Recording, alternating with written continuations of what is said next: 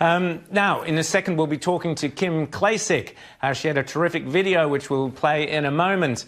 And James and Rita, we should discuss this. My pick is, I'm going to make my prediction now, and I've said it before, so I'm stuck with it. But I reckon it's true. I think Donald Trump is going to win in a landslide. And the reason I say that, James and Rita, is because wherever Black Lives Matter have gone, they've left destruction, communities destroyed. Wherever Antifa have gone, wherever the Democrats have sat back and said, let's defund the police, always it is the little bloke and woman who loses out in these mad actions. And I'm convinced the silent majority of Americans are just sitting there waiting till they do get to that ballot box, with or without mail fraud, James. But Rita and James, what are your thoughts on Trump's chances? Rita. Look, I don't think it will be a landslide. I'll tell you why I think the violence we've seen in recent weeks isn't perhaps going to have the impact that some say it will. One, because that's predominantly happening in very much Democrat cities, that never vote Republican. So you just can't see the Republicans picking up Democrat heartland.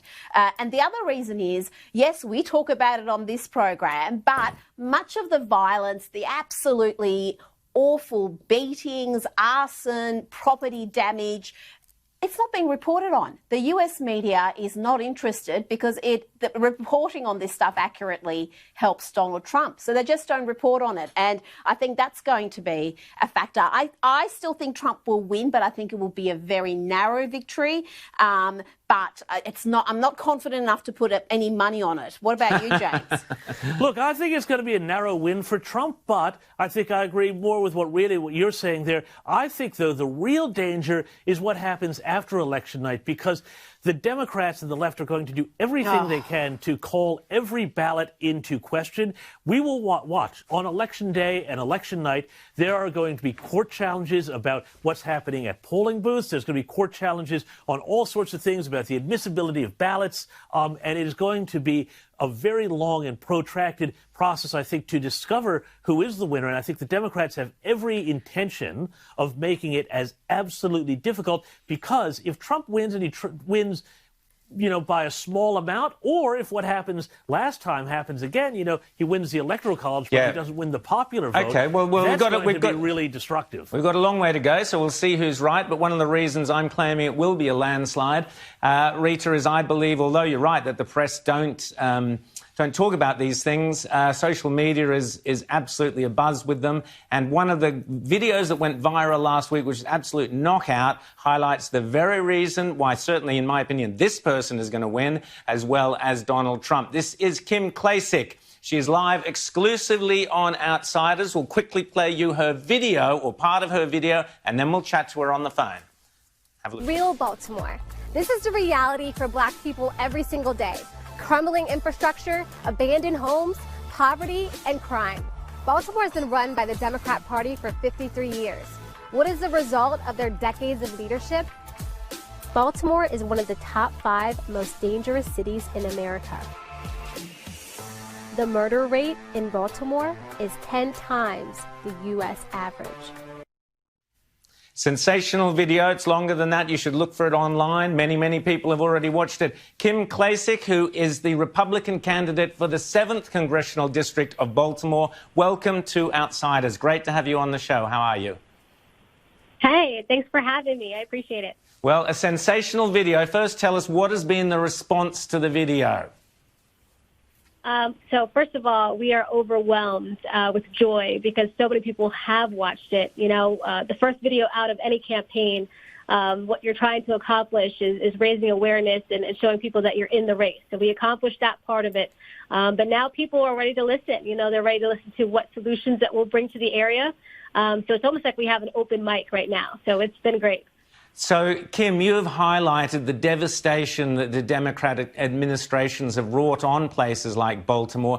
To see that you there, a Baltimore resident, proudly walking in your streets but highlighting the destruction that has happened. What is life like in Baltimore, particularly for your constituents and particularly for African-American residents? How have they reacted to the recent months of unrest, and how is your message being received? Yeah, so it's been a mixed reception. You know, we've got some people that are in our corner and says, you know what, the video was very accurate, not one lie told. And then you have some people that say, you know, she's really tough on us. And, you know, when you're used to voting Democrat, of course, you hear the word Republican in such a divisive time in the media, you know, you have your reservations. And I get that part of it. But like I said, people are willing to listen. We have a situation here where we have just no career opportunities whatsoever in the West Baltimore portion of my district. Now, you have to remember, my district has Baltimore County, Howard County, and Baltimore City, which over there probably means nothing to you. But these areas have been neglected because of all of the resources that have gone to these areas in Baltimore City. The problem is you look at these areas and you realize, wow, those tax dollars aren't getting there either. So what's going on? And so I want to get into office and figure out where these federal funds have gone. Rita. I loved in your video you spoke to Baltimore locals about whether they want to defund the police. And tell us about what they say to you, because if you listen to the media, pretty much every African American, every black community wants to get rid of the police. What's the truth out there?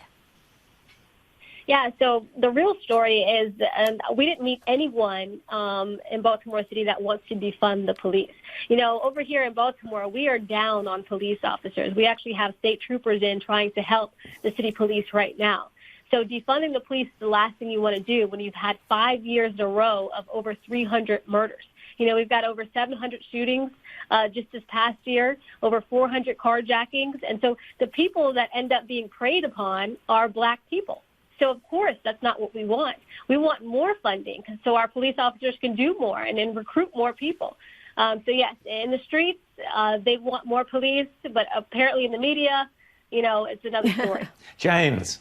Do you think that with all of the violence we've seen in a number of cities, not just Baltimore, over the last 2 or 3 months now, do you think that that is going to do anything to change the political lineup of these cities come November? Or will they still go back and vote Democrat? I mean, I know you're running for Congress, but in terms of the general election, will they blame Donald Trump for this, or will they look to Donald Trump for the way out of this mess?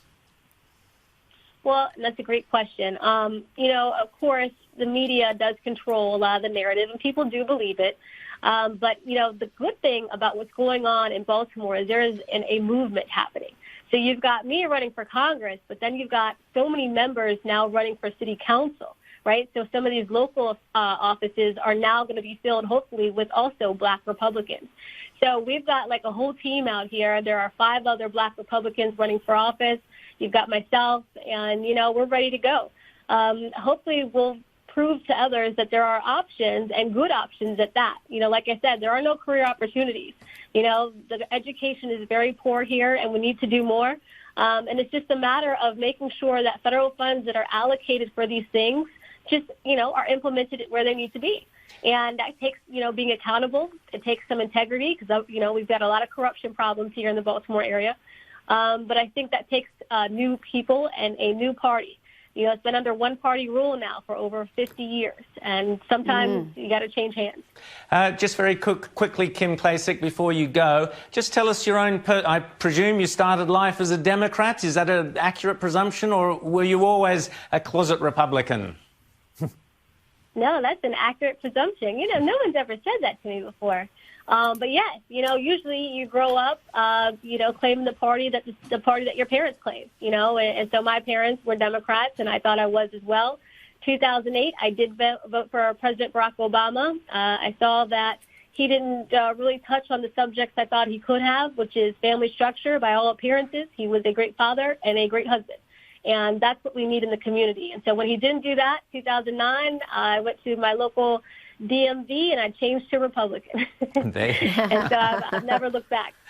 Well, Kim Klacik, I don't think you'll be looking back at all. And we look forward to the next video. I hope the next video is in the pipeline. And I am certain you will win your 7th congressional district there, because you certainly deserve to. And there must be many, many people out there just absolutely thrilled that you are finally exposing some of the disastrous leadership that you've had in that town.